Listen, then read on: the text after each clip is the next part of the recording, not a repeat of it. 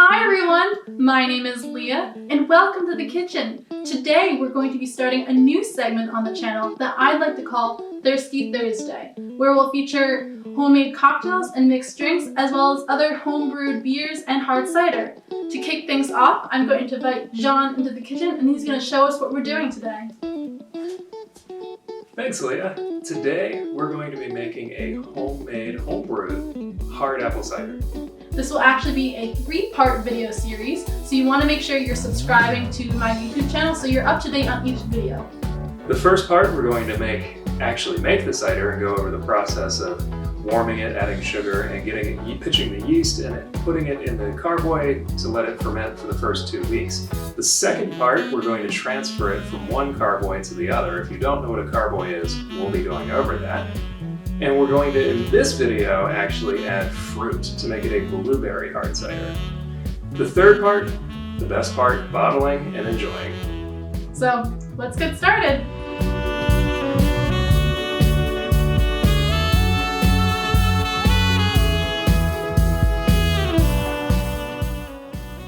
First, let's go over the ingredients and some of the equipment you will need. For ingredients, it's rather simple. A gallon of your favorite apple juice or apple cider. Now, make sure that it is pasteurized, but without preservatives. Today we're going to be using Mott's apple juice, and if we read the label, it is pasteurized, but it only has ascorbic acid, which is basically vitamin C. So this one will be fine.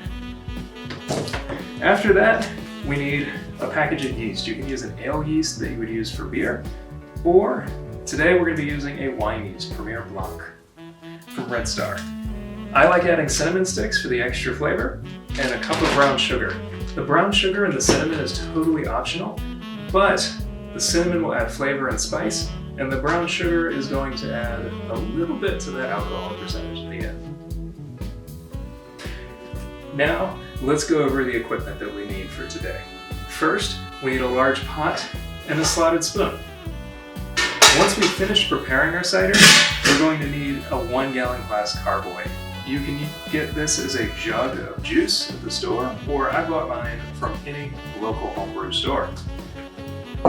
Once we have the cider in here, we're also going to need a blow-off tube and a rubber stopper, and later we're going to replace this with an airlock.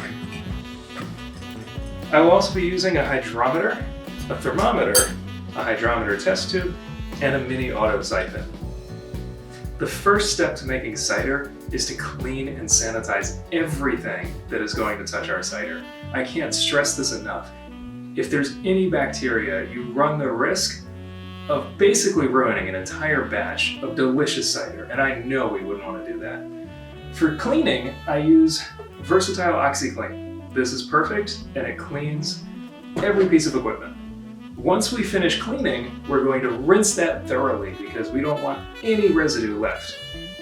From there, we're going to use Star San. We're going to mix the Star San with distilled water at the appropriate ratio listed on the bottle to sanitize our equipment. With Star San, it is a non-rinse solution, so you do not need to rinse once you sanitize the equipment.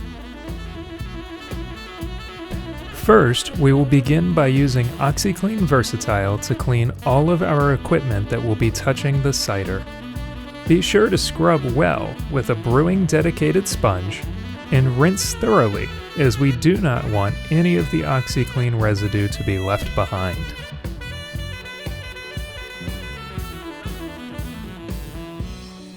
Next, we will use Star San to sanitize all of our equipment. Mix according to the Star San bottle with distilled water. Allow the proper contact time of at least 30 seconds on all of the equipment. Do not rinse the Star San, and remember, don't fear the foam.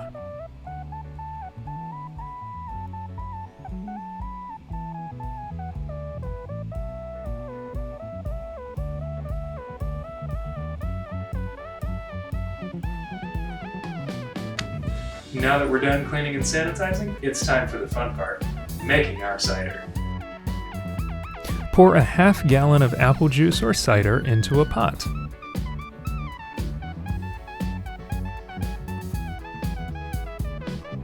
Next, add 1 cup of brown sugar. Turn on the stove to medium heat and stir to dissolve the brown sugar.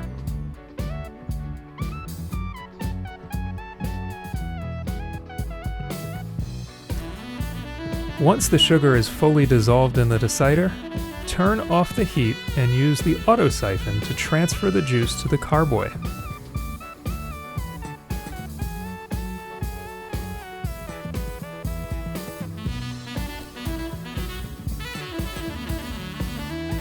Next, add 1 cinnamon stick and let steep in the warm juice. Top off the carboy with the rest of the juice until you reach the 1 gallon mark on the carboy. Then insert the thermometer to ensure that the cider is cooled to below 90 degrees Fahrenheit before pitching the yeast. Before we add our yeast, we want to take a hydrometer reading to get our original gravity. With our original gravity and our final gravity, we will be able to calculate our ABV. Fill your tube to the 100 milliliter mark to take a hydrometer reading. Once the cider has cooled, pitch the yeast into the cider. Most yeast packs can make up to 5 gallons, so half of the pack is plenty. Put the cap on the carboy and shake the cider gently to distribute the yeast. Then add the rubber stopper and food-grade tubing to allow for any blow-off during fermentation.